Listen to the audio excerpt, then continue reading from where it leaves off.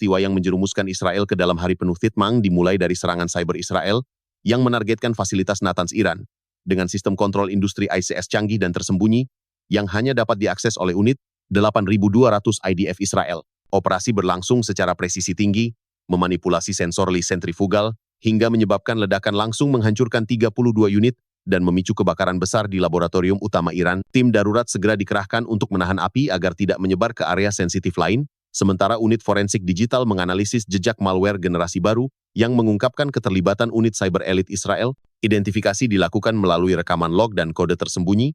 Kombinasi instruksi unik memastikan bukti tidak dapat disangkal. Semua operasi ini berlangsung dalam waktu kurang dari 60 menit, meninggalkan kehancuran fisik yang masif dan menimbulkan kekacauan instan di Natanz tanpa memberi peluang bagi teknisi Iran untuk melakukan mitigasi dini.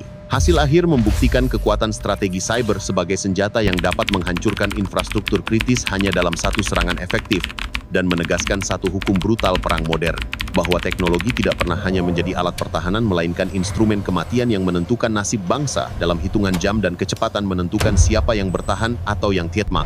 Akhirnya setiap inovasi membawa konsekuensi absolut dan pelajaran terakhir adalah kekuatan nyata terletak pada keberanian dan ketepatan. Respon Iran datang dengan kemarahan yang telah dipicu oleh satu operasi siber Israel yang menabrak fasilitas pengayaan Natanz. Analisis forensik mengarahkan tanda tangan malware kepada unit 8.200, sebuah bukti teknis yang mengubah debat diplomasi menjadi deklarasi konfrontasi. Di Teheran, pimpinan tertinggi memerintahkan Garda Revolusi untuk bersiaga, memobilisasi batalion dan aset yang jelas untuk menyiapkan balasan. Mereka merancang penggunaan sistem Sijil 5 sebagai alat pemusnah area, sebuah platform balistik bahan bakar padat yang dirancang untuk menyebarkan lapisan submunisi aerosol dan proyektil fragmentasi yang meledak dalam urutan. Deskripsi teknis ini menandai pergeseran doktrin dari pencegahan terukur menjadi ancaman yang mengutamakan efek maksimal. Komando Iran menetapkan waktu dan sasaran dengan presisi, menangkal setiap celah intelijen musuh. Keputusan itu dibuat tanpa senda, dengan perhitungan akurat terhadap potensi korban dan infrastruktur. Dunia menyaksikan eskalasi yang dikalkulasi bukan emosi, namun strategis, karena setiap unsur menghadirkan angka dan kemampuan yang konkret. Ketika titik balik operasi diumumkan pada pagi ini tepat pada pukul 10, maka realitas baru perang teknologi menjadi niscaya. Kekuatan yang teruji di arena siber kini menumbangkan jaminan keamanan fisik. Maka hukum perang berubah, dan moralitas tak lagi menjadi pelindung. Kesimpulannya, tanggung jawab kolektif akan menentukan apakah umat manusia selamat atau menghadapi kehancuran total yang tak terelakkan. Pagi ini tepat pada pukul 10 operasi Badai Keadilan, dimulai dari 6 lokasi peluncuran tersembunyi di pegunungan barat Iran. 6 rudal Sijil 5 dilepaskan secara serentak. Setiap rudal membawa hulu ledak termobarik primer raksasa, dan lapisan sekunder berisi ratusan submunisi aerosol sangat mudah terbakar serta proyektil tungsten kecepatan tinggi. Lintasan depres trajectory membuat deteksi radar Israel dan satelit AS hampir mustahil. Rudal menembus langit Irak dan Suriah sambil melakukan manuver mengelak kompleks. Sirine serangan udara baru meraung beberapa detik sebelum hantaman pertama. Warga sipil nyaris tidak punya waktu mencari perlindungan. Tujuan serangan adalah Rishon LeZion, kota besar keempat Israel, pusat industri dan permukiman padat. Keenam rudal menghantam 6 titik berbeda bersamaan. Ledakan menimbulkan awan aerosol dan fragmentasi menutup area beberapa kilometer.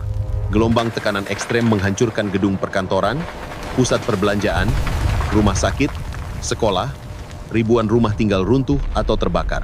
Korban sipil, ribuan titmang hanya dalam hitungan menit, harta benda hancur total, sistem listrik, air, gas lenyap, kebakaran sekunder menyebar di antara reruntuhan, jalan utama terblokir oleh puing beberapa meter, rumah sakit utama runtuh, fasilitas industri barat kota luluh, awan kimia beracun di udara kota.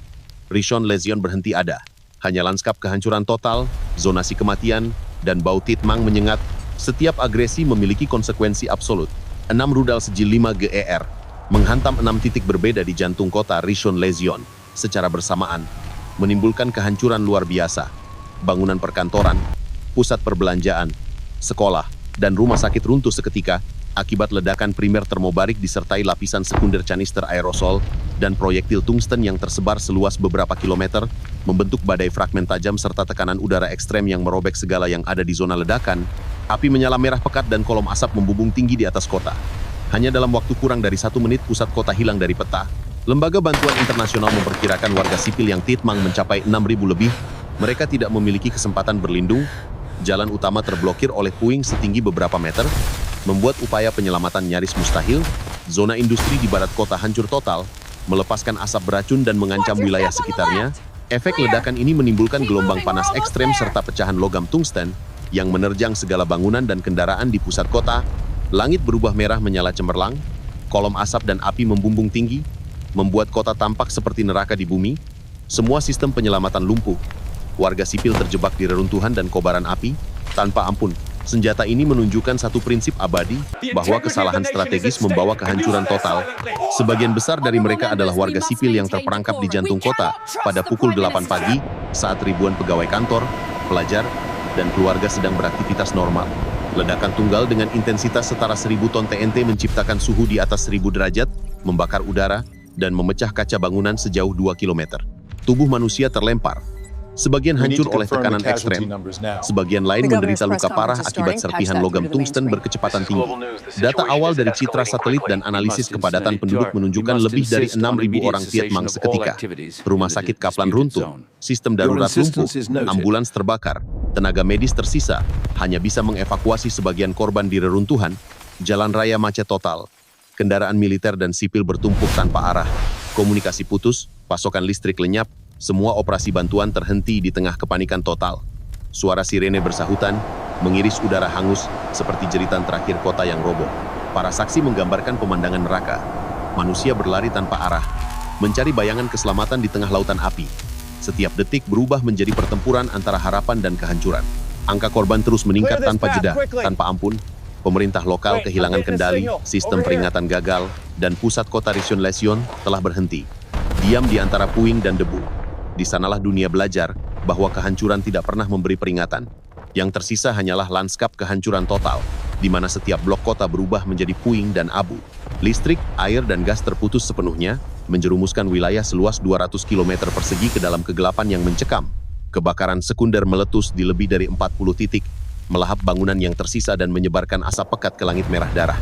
Di kawasan industri, 7 kompleks kimia runtuh, memicu pelepasan bahan beracun yang membentuk awan berdiameter 30 km, mengambang ke barat bersama angin musim dingin. Otoritas lingkungan memperingatkan potensi hujan asam dalam 24 jam mendatang, ancaman langsung bagi pertanian dan sumber air regional. Kota ini bukan sekadar rusak, melainkan berhenti eksis sebagai entitas sosial, ekonomi, dan manusiawi.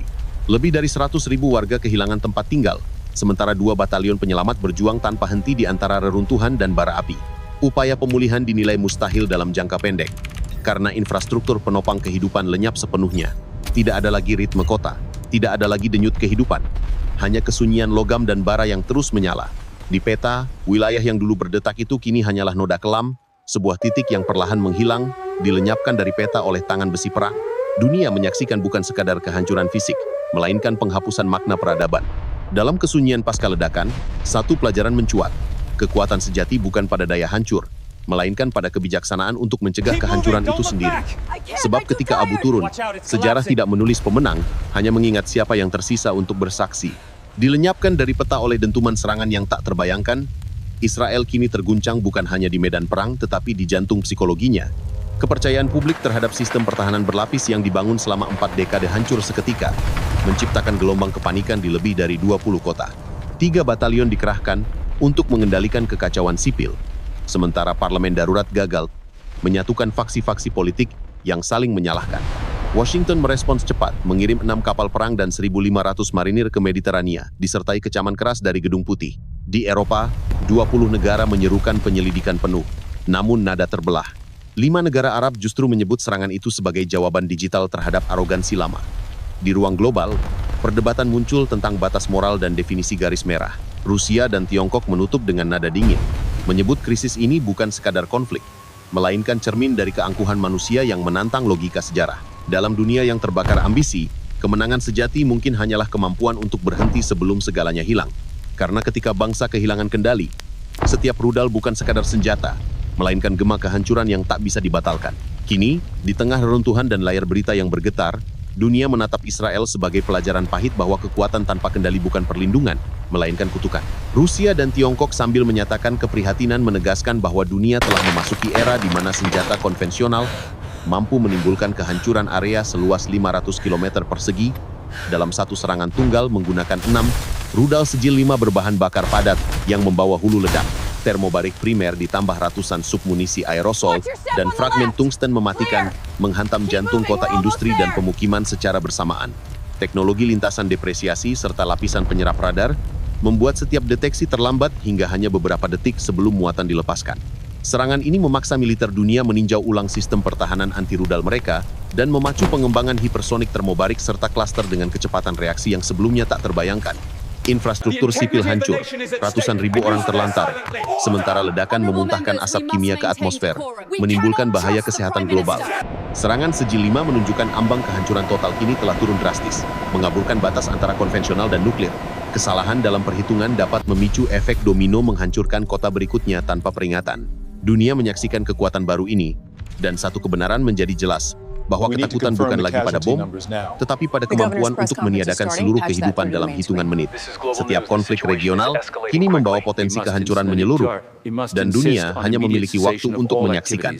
Keputusan kini ada pada mereka yang memegang kendali senjata, karena siapapun yang terlambat akan menjadi saksi kehancuran abadi.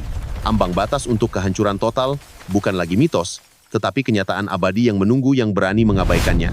Hari ini pelajaran bagi dunia sederhana dan brutal. Bertindak tanpa perhitungan adalah mengundang kehancuran dan mereka yang lalai akan